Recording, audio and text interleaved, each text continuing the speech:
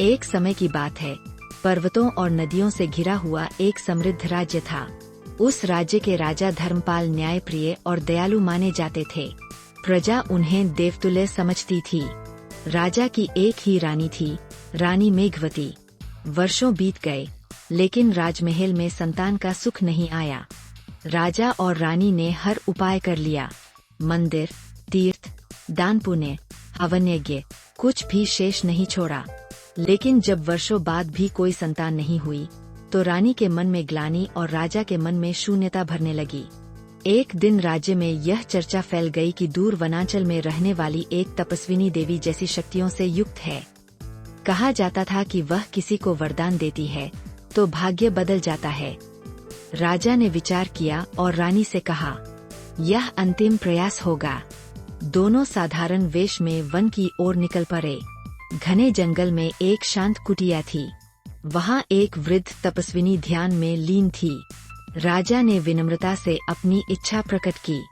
तपस्विनी ने आंखें खोली और कहा, संतान मिल सकती है, लेकिन वह वचन के मूल्य पर मिलेगी। राजा ने कहा, जो मूल्य हो हम स्वीकार करते हैं। तपस्विनी बोली, जब संतान बड़ा होकर सत्य और न्याय के मार्ग पर चले, तब उसे अपने जन्म का सत्य स्वयं जानना होगा। अगर तुमने यह सत्य छिपाया, तो राज्य विनाश की ओर बढ़ेगा। राजा और रानी ने वचन दे दिया। तपस्विनी ने एक कमल का बीज दिया और कहा, इसे महल के सरोवर में बो देना। कुछ ही महीनों में रानी गर्भवती हुई। समय आने पर एक तेजस्वी कन्या ने जन्म लिया। उसका नाम रखा गया अन्विता। पूरा राज्य उत्सव में डूब गया। लेकिन जैसे जैसे समय बीतता गया, राजा को तपस्विनी का वचन डराने लगा। अगर राजकुमारी को सच्चाई पता चली तो क्या होगा? डर के कारण राजा ने सच्चाई को दबा दिया। महल में एक महत्वाकांक्षी मंत्री था। उसे सत्ता की लालसा थी। उसने राजा के भय को हथियार बना लिया। उसने सलाह दी, राजकुमारी को दूर भेज देना ही उचित होगा। रात के अंधेरे में अन्विता को महल से दूर एक निर्जन वन में छोड़ दिया गया। राजा का हृदय टूट गया, लेकिन भय ने उसे चुप रखा। वन में एक वृद्ध शिकारी और उसकी पत्नी रहते थे। उन्होंने बच्ची को पाया और उसे अपनी बेटी की तरह पालने लगे। अन्विता बचपन से ही अलग थी। वह जानवरों से बात करती, घायल पक्षियों को ठीक करती और जहाँ जाती वहाँ शांति फैल जाती। पूरा वन उसे वन की बेटी कहने लगा। वर्षों बाद एक पड़ोसी राज्य का युवराज शिकार करते हुए वन में भटक गया।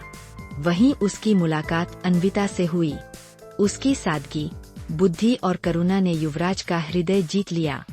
समय के साथ प्रेम गहरा हुआ। शादी से पहले वही तपस्विनी प्रकट हुई और युवराज से कहा, अगर तुम इससे विवाह करना चाहते हो तो इसका जन्मसत्य जानना आवश्यक है। तपस्विनी स्वयं राजा धर्मपाल के दरबार में पहुंची और पूरी कथा प्रकट कर दी। राजा फूट फूट कर रो पड़ा। उसे अपने भय और भूल का एहसास हुआ।